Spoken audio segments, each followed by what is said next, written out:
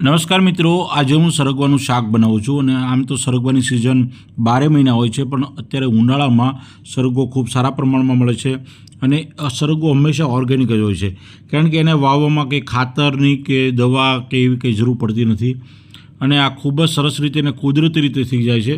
એટલે પ્રકૃતિનું એક ખૂબ સરસ મજાનું વરદાન છે કે આ સરગવો માનવ શરીર માટે ખૂબ જ ફાયદાકારક છે અને આપણે જો ફાર્મ હાઉસમાંથી મસ્ત મજાનો સરગવો લઈ આવ્યા છીએ અને હવે આપણે અંદર લસણથી વઘારીને ખૂબ જ સરસ મજાનું શાક બનાવશું.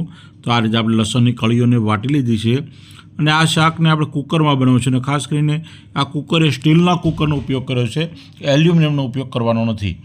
તો આપણે તેલ એડ કર્યું, અંદર લસણની કળી એડ કરી અને હવે અડધી ચમચી જીરું એડ કર્યું અને મીડિયમ ગેસ ઉપર આ વઘારને બરાબર ચચડવા દેવાનો છે, બરાબર થવા દેવાનો છે અને ત્યારબાદ હવે આપણે પાણીથી ધોયેલો સરગવો અંદર એડ કરવાનો છે અને આ સરગવાની સુગંધ એનો સ્વાદ ખૂબ જ મસ્ત આવે છે અને સરગવાનું શાક જેને ભાવતું હોય એને તો ખરેખર અઠવાડિયામાં 2 થી 3 વાર ખાવું જોઈએ, કારણ કે આ પગના દુખાવામાં અને આખા બોડીને રિફ્રેશ કરવા માટે ખૂબ જ મદદરૂપ થાય છે.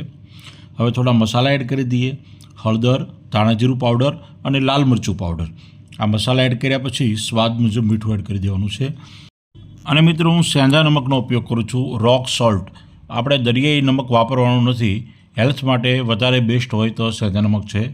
હવે આપણે 1 ગ્લાસ જેટલું પાણી એડ કરી દઈશું, કારણ કે થોડું આપણે રસાદાર અને ઘટ શાક બનાવવું છે. તો હવે આપણે 3 વિસલ વાગવા દેવાની અને એ દરમિયાન આપણે એક ચણાના લોટનો ઘોળ બનાવી લઈએ, એક પેસ્ટ બનાવી લઈએ. તો 2 ચમચી ચણાનો લોટ લીધો છે, અંદર થોડું પાણી એડ કરીને અને બરાબર ચમચી વડે મિક્સ કરી દેવાનું છે, ગાટા ન રહે એ રીતે મિક્સ કરવાનું છે અને ત્યારબાદ થોડી છાશ પણ અંદર એડ કરીશું. ખાટી છાશ છે એટલે આપણે પાણીમાં ઘોળ બનાવ્યું. હવે થોડી ખાટી છાશ એડ કરીને અને વ્યવસ્થિત રીતે મિક્સ કરી દઈએ અને હવે આપણી કુકરની 3 વિસલ વાગી ગઈ છે.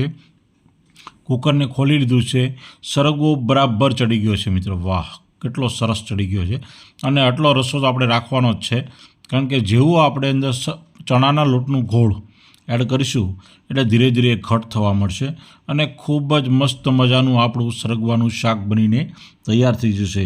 અને આ એકદમ દેશી પદ્ધતિ છે, વર્ષો જૂની રીત છે અને આ રીત મુજબ તમે બનાવજો. થોડી આપણે ગળપણ માટે ખાંડ એડ કરી દીધી, બિલકુલ ઓપ્શનલ છે, તમને પસંદ હોય તો જ ગળપણ એડ કરજો અને ત્યારબાદ કોથમીર એડ કરીને એને બરાબર હલાવીને મિક્સ કરી દેવાનું છે. તો આ રીતે આપણું સરગવાનું શાક બેસનવાળું ઘટ અને એકદમ ટેસ્ટી બનીને તૈયાર થઈ ગયું છે અને આ શાક તો બાજરાના રોટલા, ભાખરી, પૂરી, પરોઠા કે રોટલી સાથે ખાવાની ખૂબ જ મજા આવે છે અને જેને સરગવો વધારે પ્રિય હોય ને એ તો આમને એમ કોરેકોરું શાક ખાઈ જાય છે. અને આ શાકના જ્યારે તમને હેલ્થ બેનિફિટની ખબર પડશે ને ત્યારે તમે ખરેખર ચોંકી જશો. યુટ્યુબ ઉપર તમને આના હેલ્થ બેનિફિટ મળી જશે અને આપણે પણ ઘણા બધા વિડીયો સરગવા વિશે બનાવેલા છે. તો મિત્રો મારી ચેનલ ઉપર તમને સરગવાના ઘણા વિડીયો મળી જશે. મિત્રો વિડીયો ગમે તો લાઇક કરજો, શેર કરજો, સબસ્ક્રાઈબ કરજો, મારી ચેનલને સપોર્ટ કરજો. જય હિન્દ, જય જય ગરવી ગુજરાત.